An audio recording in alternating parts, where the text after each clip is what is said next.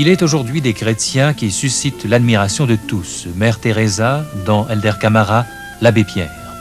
Homme modeste et timide, l'abbé Pierre a même dérangé les grands de ce monde pour que change le sort des plus démunis.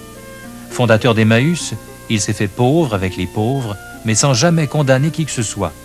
Sa présence dans les lieux de détresse a aidé à venger l'homme. Il a su inspirer l'action de ceux qui ne se résignent pas au désordre établi. En ce sens, il est bien un François d'Assise de notre temps. Abbé Pierre, est-ce que vous étiez préparé à la tâche que vous avez accomplie ces dernières années en fondant Emmaüs? On ne sait pas quoi répondre. Je crois qu'il faut dire et oui et non.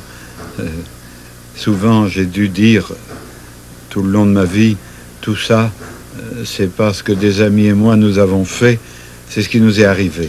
Ce qui ne veut pas dire qu'on ne faisait rien, mais ça n'a en rien été l'accomplissement d'un projet prévu et on faisait un peu chaque jour le mieux qu'on pouvait devant des situations dans lesquelles on se trouvait placé. Alors, est-ce que j'ai été préparé dans le sens de quelque chose de prévu? Sûrement pas. Tout m'orientait de façon absolument autre. Je suis le cinquième d'une famille de 8 enfants, de gens aisés, du monde des affaires. Et ce n'est que... J'avais pensé être prêtre assez jeune, mais après, pendant plusieurs années, j'ai remis en question toute la foi traditionnelle, reçue, jusqu'au moment où elle est redevenue mienne.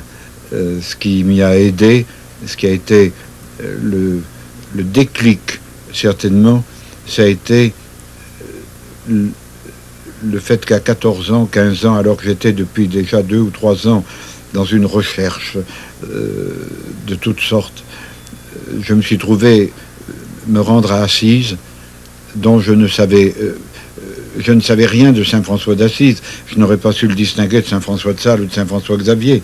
Et me trouvant là, il y a eu de petits faits qui m'ont bouleversé, d'abord par la beauté de la région. Une nuit où je ne dormais pas, j'étais monté jusque sur la Rocca qui domine Assise. C'était au moment de Pâques et j'ai été absolument ébloui de la beauté de cette région. Et puis le soir, avec le petit groupe de collégiens, nous sommes montés au Carceri, ces ermitages dans les grottes au-dessus d'Assise.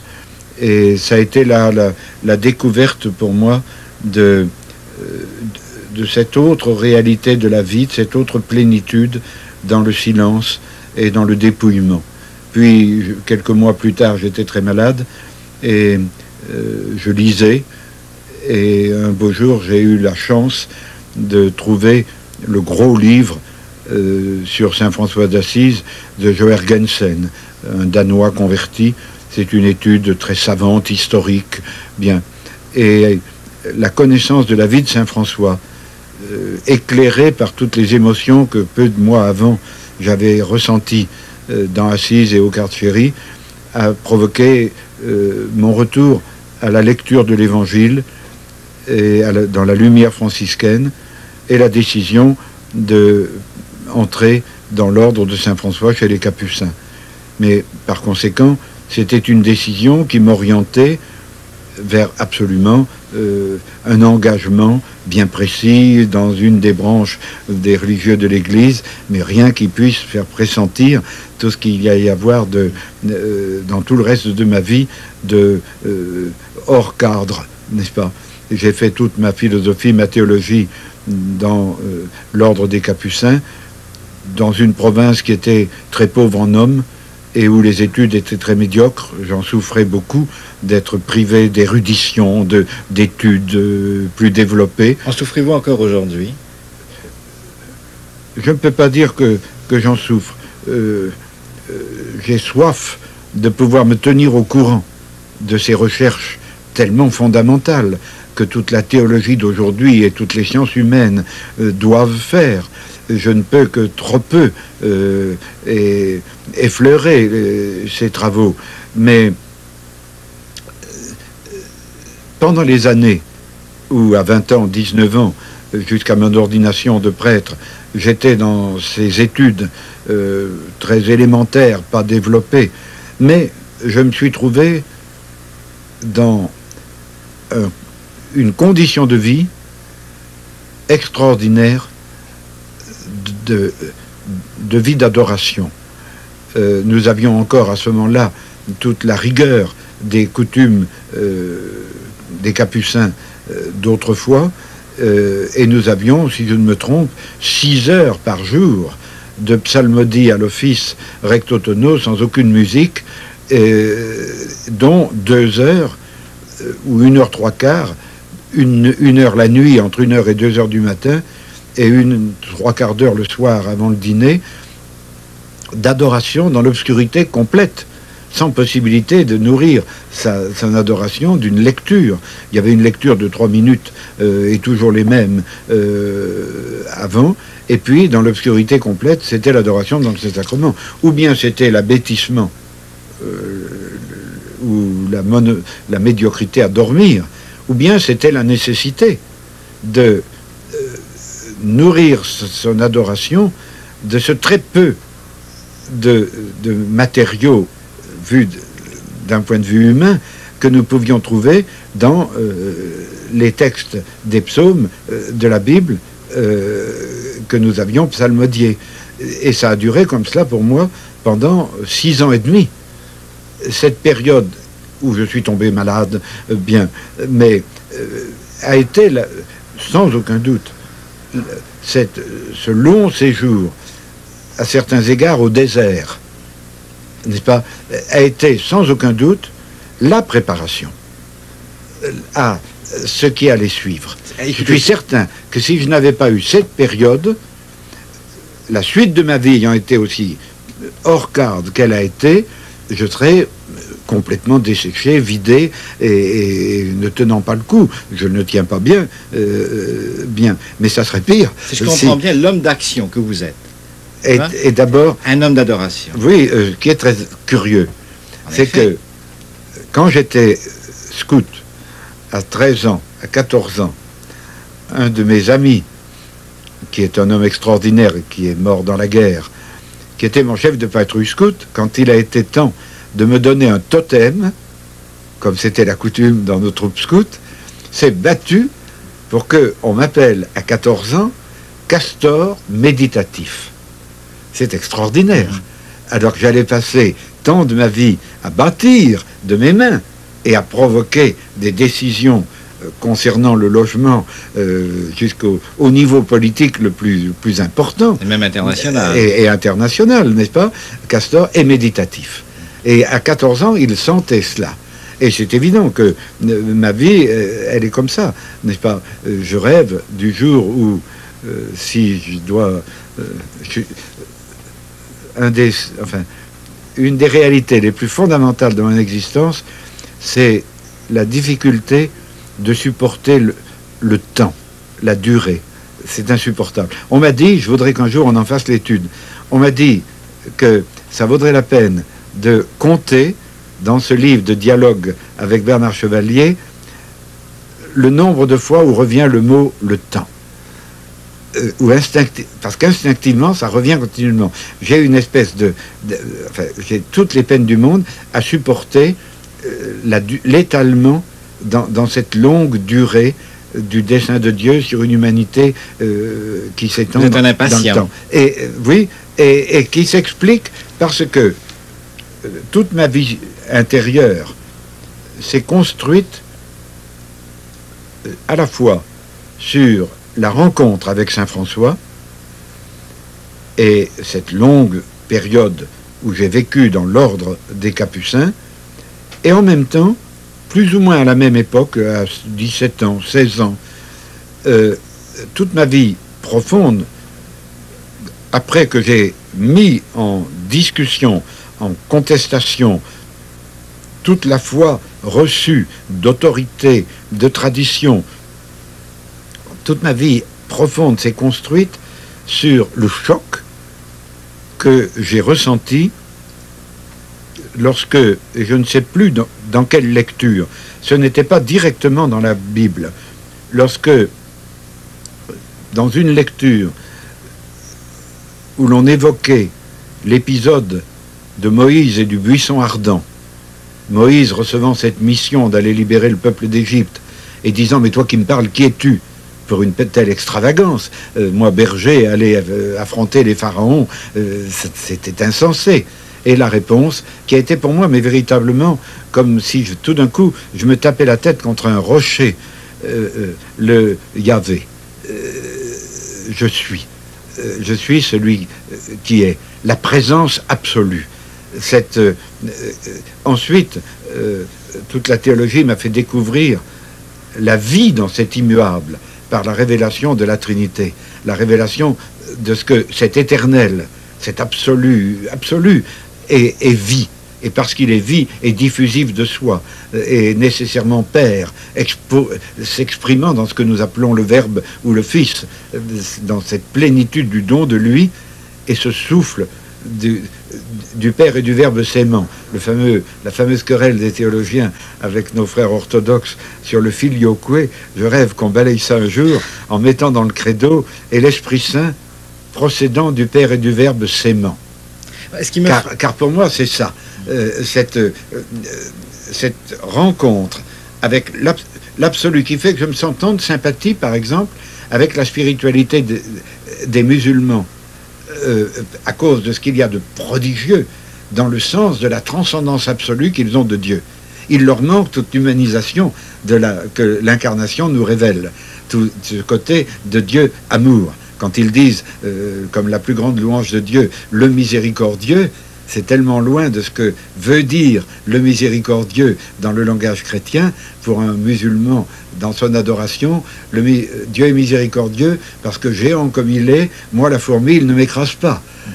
C'est tout autre chose que l'adoption que la révélation chrétienne nous donne. Mais pour moi, cette notion de l'absolu, de l'adorable, de l'éternel et de l'explosion de son amour, qui seul peut nous éclairer la nature humaine en nous éclairant sur ce que c'est que la liberté comme image de Dieu en l'homme pour qu'il soit capable d'amour, qu'il soit capable de répondre à l'amour de Dieu. Toute mon action que je n'ai pas cherchée,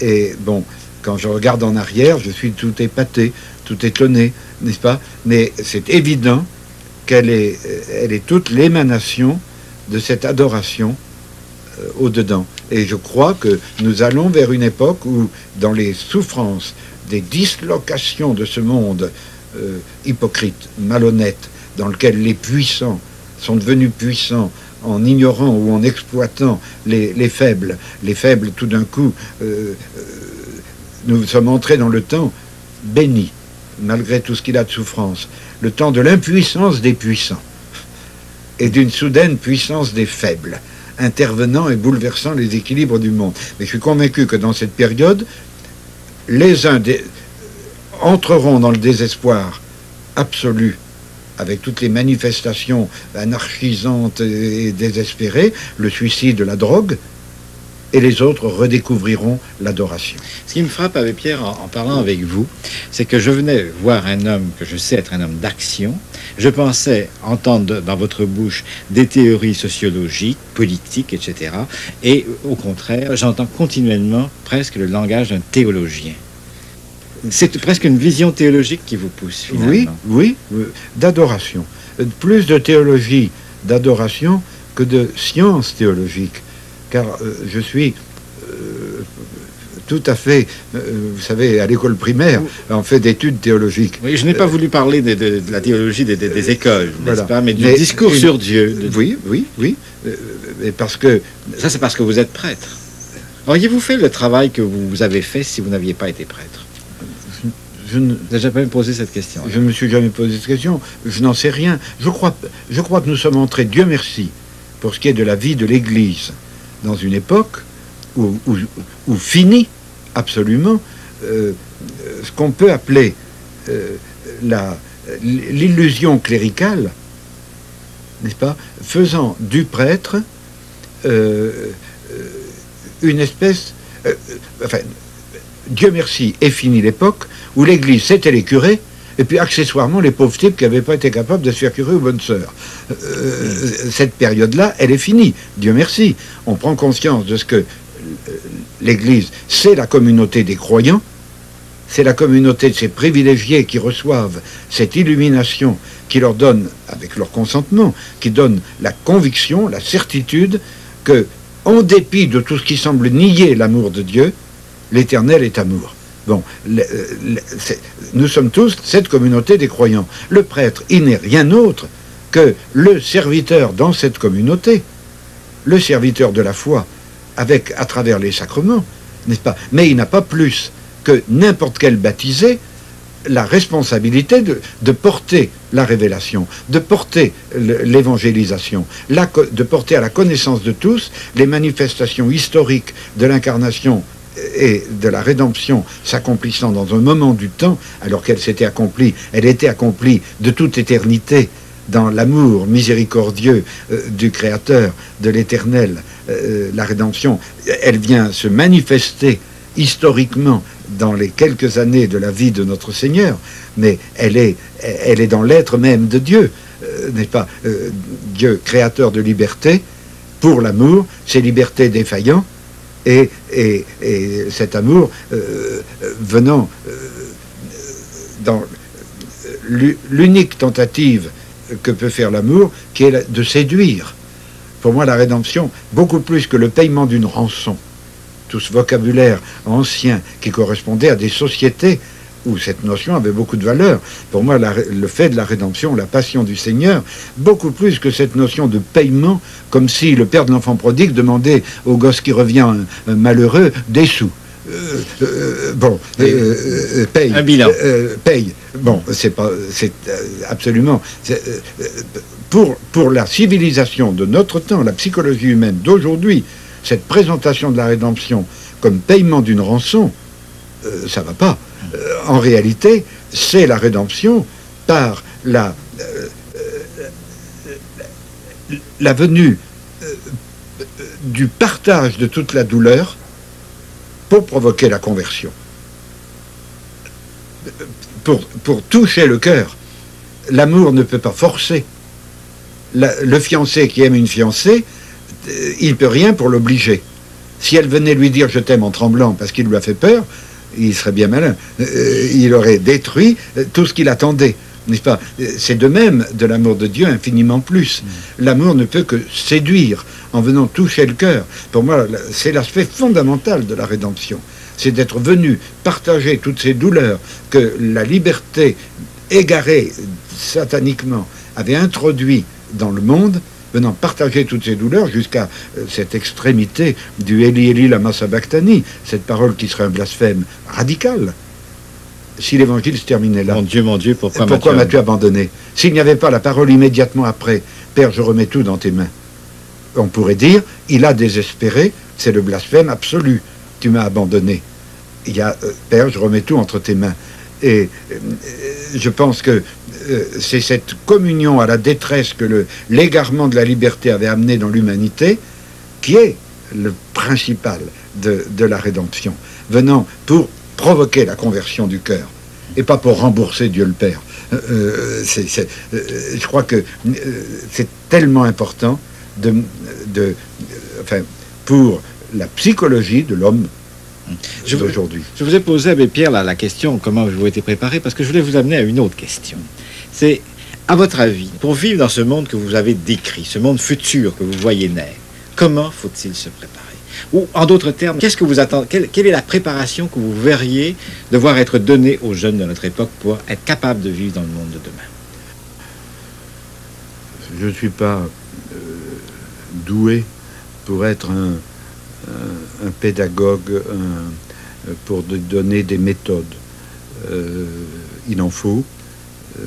Je m'efforce continuellement de trouver dans l'action dont j'ai la responsabilité des personnes pour faire cela, j'allais dire codifier, enfin pour institutionnaliser, n'est-ce pas? Mais tout ce que j'ai fait, c'est d'ailleurs plein c'est plein d'inconvénients. Mais tout ce que j'ai pu être instrument de réalisation, n'est-ce pas, s'est accompli, je crois qu'il faut dire ça, par contagion. Et ça fait souffrir beaucoup de ceux qui sont davantage des organisateurs autour de moi. Parce que, mais de plus en plus, je dis, je passe mon temps à marier mes filles. C'est-à-dire, dès que je vois quelqu'un qui a compris l'essentiel, je lui dis, tu fais comme tu sais faire, n'est-ce pas? Et mon rôle est d'être, comme on dit, animateur. Bon, mais c'est ce qui fait d'ailleurs que dans ce mouvement, il y a tant de diversité. Et c'est heureusement. Du Japon à la Finlande, ou du Chili au Rwanda ou au Canada, c'est impensable qu'on donne une espèce de codification, un manuel de ce qu'il faut faire, alors que les situations et les cultures, les psychologies sont tellement diverses. Donc, pour répondre à votre question, je ne saurais rien dire d'autre que il faut qu'il y en ait qui le vivent, là où ils sont à leur façon, et qu'ils soient contagieux. Et que continuellement ça s'invente. Et que ça se réinvente indéfiniment.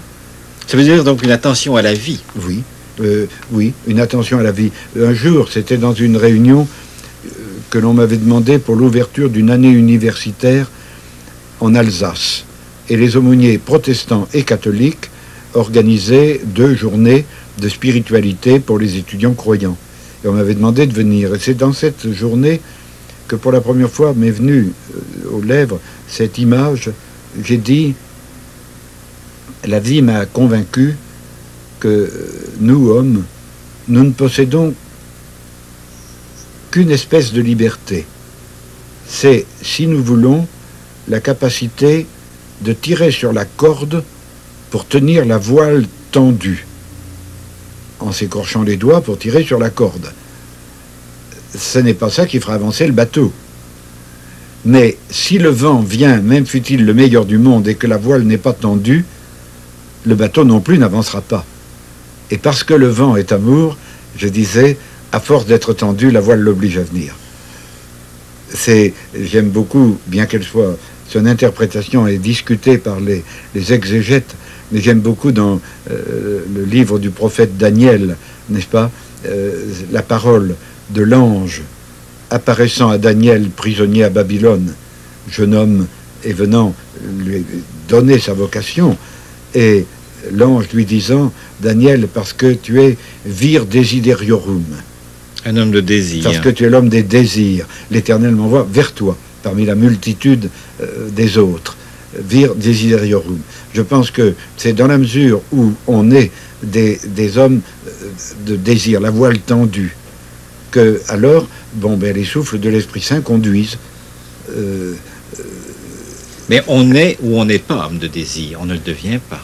On le devient, c'est tout à fait vrai ce que vous dites, et c'est un mystère.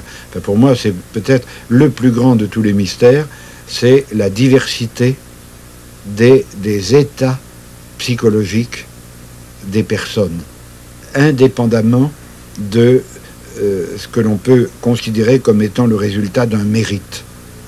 Pour moi, c'est une énigme qu'il y ait des personnes qui sont en quelque sorte affamées intérieurement, très vite, à mesure qu'ils deviennent vraiment quelqu'un, et puis d'autres avec lesquels apparemment,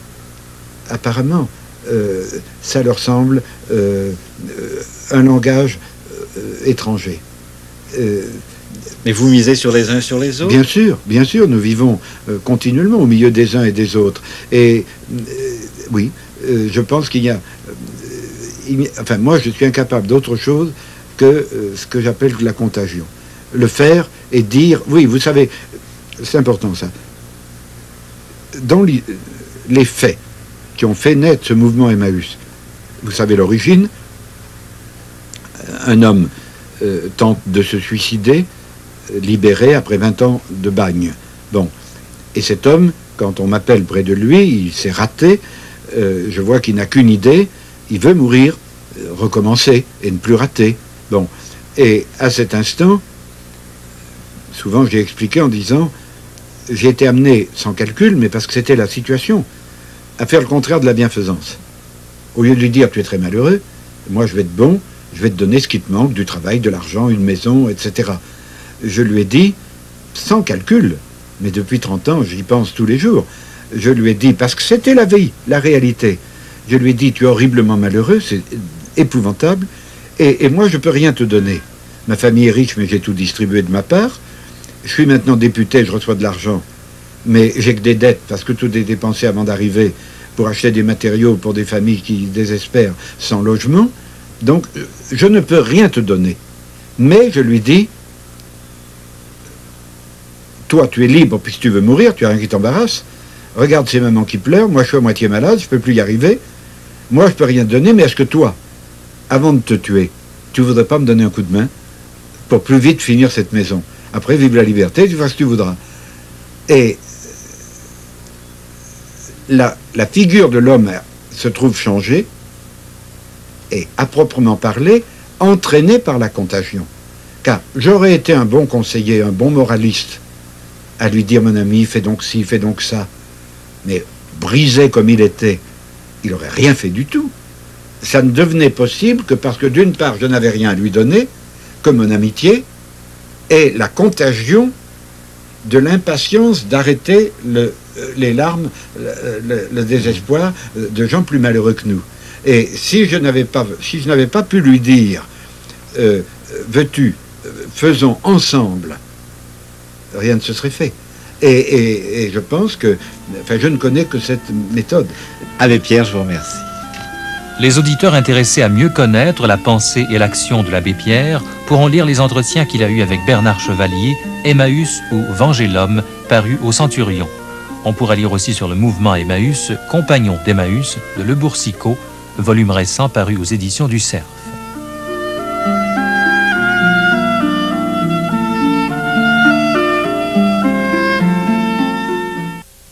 Dans le cadre du 20e anniversaire de Rencontre, on pourra entendre lundi prochain une entrevue sur l'avortement et l'euthanasie avec Claude Bruère. Mardi, un entretien avec Marie-Madeleine Davy sur l'intériorité. Et mercredi, une rencontre avec Jean-François Six, reconnu pour sa grande lucidité.